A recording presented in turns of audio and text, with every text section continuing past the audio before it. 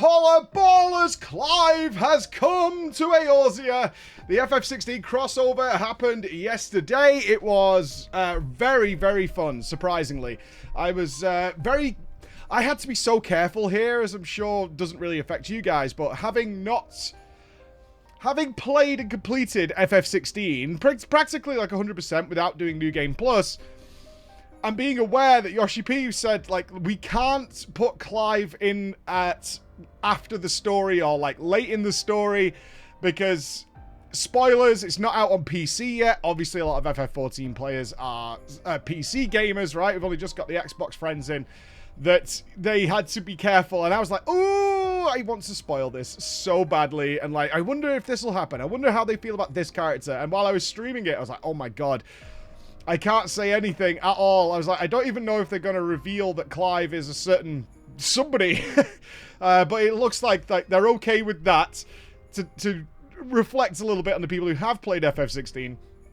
But also, like, not too much, not past that. So they actually gave us the dead point of when which version of Clive we got, which is Clive versus Garuda. And I was like, okay, so we're pretty early game, but we're not start of the game. That's fine. That's fine. Clive's still on his journey. He's like, I can work with that. I don't need to go out of my way to ruin this or do anything strange. Cool. But God, there was so much. It always feels bad with these crossovers. I felt the same about the FF15 one when I got to do that last month. Is that there's so much more they could do, but obviously the point of these things is to advertise the other game. That's why it exists. I would also kind of enjoy, at some point, another questline crossover where it's if you finish the game, and it'll pre-warn you. It's like, just warning you, this contains major spoilers for FF16, but they could do a lot more, because they went with the similar idea of randomly the protagonist turns up, so we have Clive arrive, and he's got no memory, and he needs help, and he needs to visit Eorzea in order to sort of refresh his memory. I loved that they used the Wandering Minstrel, which we know is Yoshi P. I don't know if it's canon. In fact, I know it's not canon. It's never been established before that the Wandering Minstrel is a prophet and does have, seeings of the future and things like that. But as the minstrel is Yoshi P, is the Overmind, the god. We kind of look at... I look at the Wandering Minstrel as this all-knowing super being, because that's what that character is. And it can do whatever it wants, and it just nicely takes you on a ride sometimes. Yes, practically it unlocks extremes and savages or whatever, but the actual character of the Wandering Minstrel, since ARR, is like, in Marvel terms, like the Beyonder or the Watcher. Something like that. It's like, this is an ethereal character. Do other people really resonate? Because everybody knows the Wandering Minstrel, because we go to see ChunkeyNinja, which was, yeah, I love ChunkeyNinja. I do. It's basically based on the letters that are on the website that give her a lot of lore of what happened at the Battle of Cartano. She's done so much over the time, and she deserves to be the Elder Seedseer and that. But her in-game character is ridiculously dull and boring, and it doesn't convey the history of this character. She still looks very fragile, almost. Gentle and fragile, despite the fact that she's really a badass to get things going.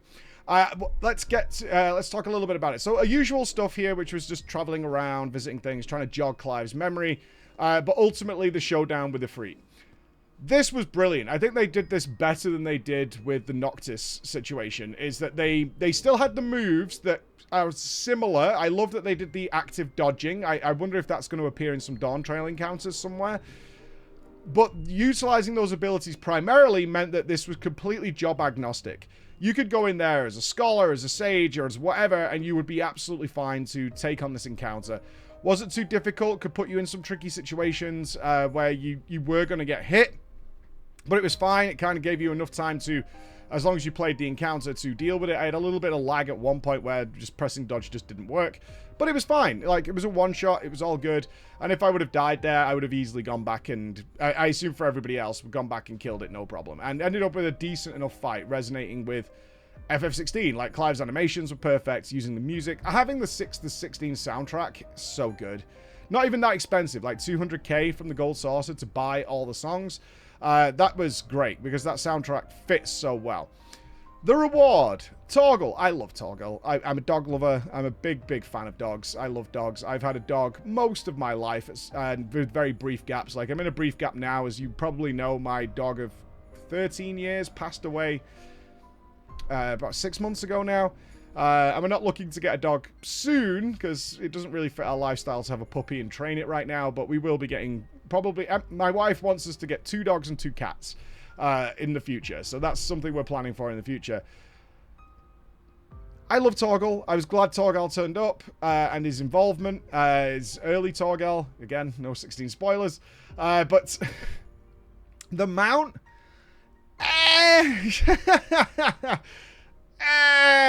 I wasn't too impressed. I love that you can give him scrits and scratches. That's great. That's wonderful. But, like, as a mount, I will say the sense of speed on the mount and the 16 soundtrack playing. Most of us have, I think, our mount music disabled. But if you turn it on, you do get the FF16 soundtrack while riding Torgal. And the sense of speed on the smaller mounts is really quite phenomenal. Like, it feels wonderful. The way the, like, if you're wearing a robe or a dress or whatever, animates while you're going on it, it feels incredibly quick. And the lean down effect looks like you're charging across the plains of Middle-earth or something like that. That was fantastic. Will I put this in my favorites rotation? No. No, I won't. That's not going to happen.